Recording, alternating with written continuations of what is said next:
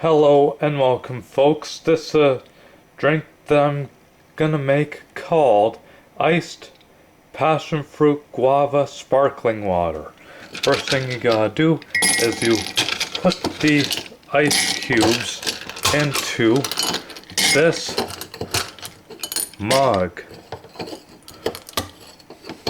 And then, last but not least, you open up this passion fruit guava sparkling water and you pour it into this mug.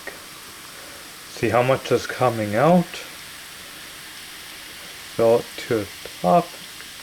And there you go, folks. And here is your iced passion fruit guava sparkling water. Enjoy!